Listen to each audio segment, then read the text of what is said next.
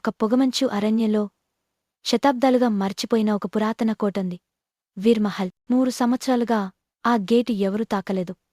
కాని వేసవి సెలవుల్లో అడవిలోకి వచ్చిన 2 పిల్లలు, ఆర్యన్ మరియు అతని చెల్లి మీరా, అనుకోకుండా దానిని కనుగొన్న గేట్లు మెల్లగా తలుపు తీశాయి.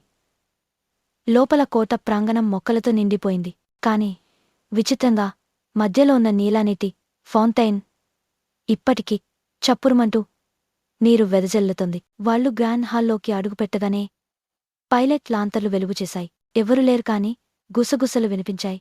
మీరా భయంతో ఆర్యన్ చేయి పట్టుకుంది. వాళ్ళు చూసిన తలుపు ఒక్కసారిగా మీరా స్పర్శతో తెరుచుకుంది. లోపల అద్దాల గది. పెద్ద అద్దంలో నీటిమాదిరిగా వలయాలొచ్చాయి. దానిలో గత కాలపు దృశ్యాలు కనిపించసాగాయి. అద్దం నుంచి ఒక పారదర్శక ఆకృతి బయటకు వచ్చింది. ఆమె పేరు జైరా. ఆమెను ఆమె సేవించిన ఆమత్యుడు మోసం చేసి అద్దంలో బంధించాడు. స్వచ్ఛ హృదయాలున్న పిల్లలు మాత్రమే ఆమెను విముక్తం చేయగరు. అమాత్యుడి చీకటి ఆత్మ ఇంకా కోటలోనే సంచరిస్తోంది. అది తిరిగి మేల్కొని జైరాను మళ్లీ బంధించడానికి బయలుదేరింది. జైరా చెప్పింది, ధైర్యం, దయ ఉంటేనే చీకటి శక్తిపోతుందని.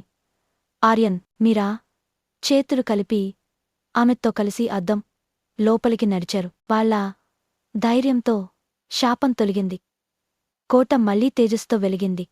జైరా విముక్తమైంది. వారి గేటు బయటకు వచ్చేసరికి కోట కొత్తగా మెరుస్తోంది.